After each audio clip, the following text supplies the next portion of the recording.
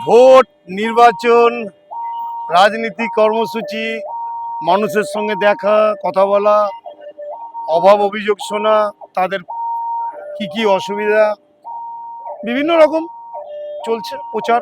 যেটা হয় খুব ভালো, খুব ভালো, খুব ভালো মানুষ, সবাই কথা বলছে, ভালো লাগছে।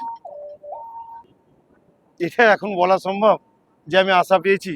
মানুষের সঙ্গে যাচ্ছি, সবাই আসছে, বাড়ি থেকে বেরিয়ে কথা বলছে। নবগ্রাম বিধানসভার মানুষের প্রচণ্ড ক্ষোভ এই শাসক দলের বিরুদ্ধে, এবং কি করবে, প্রতিবাদ তো করতে পারছে না। না, কোথায় প্রতিবাদ করবে?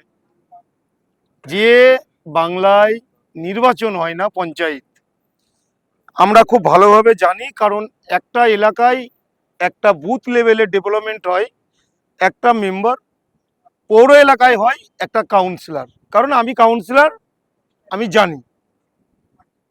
তাই এখানে তো নির্বাচন হয়নি। এই বাংলায় পঞ্চায়েতের স্তর থেকে গ্রাম বাংলার রাস্তাঘাট, বিভিন্ন পানীয় জল, ড্রেন, সাধারণ মানুষের বার্ধক্য ভাতা, বিভিন্ন যে স্কিম আছে, সেগুলো তো সেই প্রতিনিধির মাধ্যম দিয়ে হয় পঞ্চায়েত স্তরে।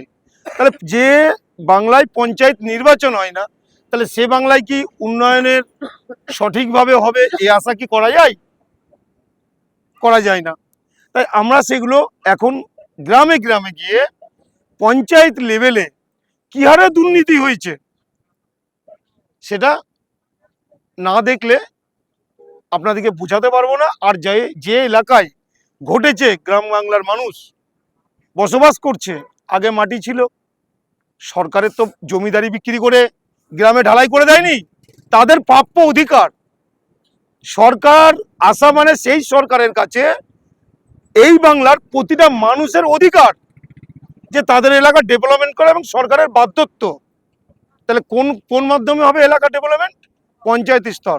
তাহলে পঞ্চায়েত নির্বাচনিত হয় না। মেম্বারদের কথা প্রধান কি শুনবে না? যে নেতাদের মাধ্যমে পঞ্চায়েত লুট হয়েছে তার কথা শুনবে? এখানে তো মেম্বারদেরও কিছু করার নাই। পাশাপাশি আরেকটা যে বাধা, যে ধরে এই 26 বিধানসভা আসতে এই যে বিভিন্ন যে গ্রামগঞ্জে সাধারণ মানুষের ভোটার লিস্টের নাম থেকে নাম বঞ্চিত। রাজ্য সরকার বলেছিল যে আমি বেঁচে থাকতে এই রাজ্যে কোনো এসআইআর হবে না। তাহলে তারপরেও দেখা যাচ্ছে সেই এসআইআর এ ভোটার লিস্টের নাম জীবিত থাকার সত্ত্বেও মৃত সেই ভোটার লিস্টের নাম এসেছে। কি বলেন? আপনারা জানেন যে এসআইআর নিয়ে সর্বপ্রথম মুখ খুলে আমাদের সর্বভারতীয় নেতা রাহুল গান্ধী। এবং এই বাংলায় এসআইআর এর বিরুদ্ধে, এসআইআর হোক কিন্তু সঠিকভাবে হোক। যারা আছে, যাদের ভোটে মেম্বার তৈরি হয়েছে, এমএলএ তৈরি হয়েছে, এমপি তৈরি হয়েছে, তাদেরই ভোটে নাম নাই।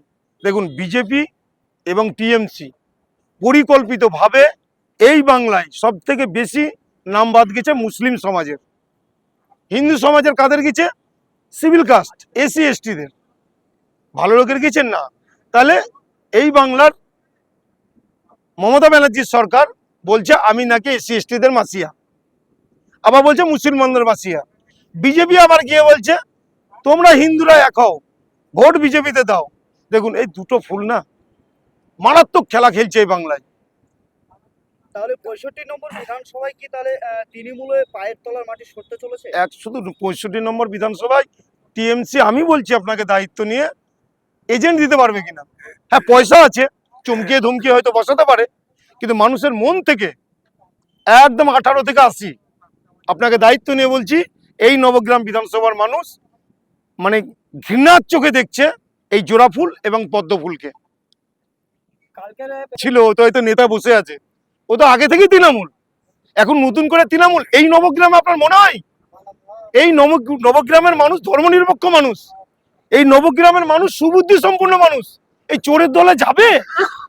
যে দলটা আজকে বাংলা থেকে উৎখাত হয়ে যাবে, সেই দলে কি যাবে বলে আপনাদের মনে হয়? এখানকার দালাল নেতাগুলো যেগুলো আছে না, সব চুরি করে লুটে খেয়েছে। সোশ্যাল মিডিয়ায় আসতে হবে তো, কিছু তো একটা দেখাতে হবে। যদি হিম্মত থাকে সামনে এসে বলতে বলুন। এই দুই সভাপতি আছে, যে ওটা আমাদের কংগ্রেস থেকে গিয়েছে কিনা, যদি গিয়ে থাকে আমি এখনই কথা দিচ্ছি, যদি সামনে এসে বলুন। ওই কজনাকে নিয়ে তো বলছে, বলবে এরপরে যে এখন গিয়েছে না আগে থেকে গিয়েছিল। সোশ্যাল মিডিয়ায় আসতে গেলে প্রার্থীকে তো কিছু একটা দেখাতে হবে মানুষকে। আরে ভাই, এখানে এসসি এসটির মানুষ বেশি, তাদেরকে বোকা বানানো খুব মুশকিল। দীর্ঘদিন তাদেরকে বোকা বানিয়ে এসছে, যিনি আজকে তৃণমূলের থেকে এই নবগ্রামটাকে লুট করেছে বলতে গেলে চলে। দুটো লোকে, এক প্রশাসন ওকে ব্যবহার করেছে, আর ব্লক সভাপতি আর এখানকার যিনি বিধায়ক ছিলেন লুট করেছে। সাধারণ মানুষকে কথা বলতে দেয়নি।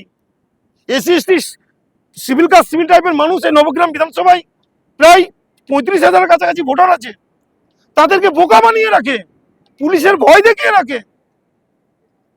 কি করবে, কে যাবে এই চোরের দলে? সব ভাঁওতাবাজি এগুলো।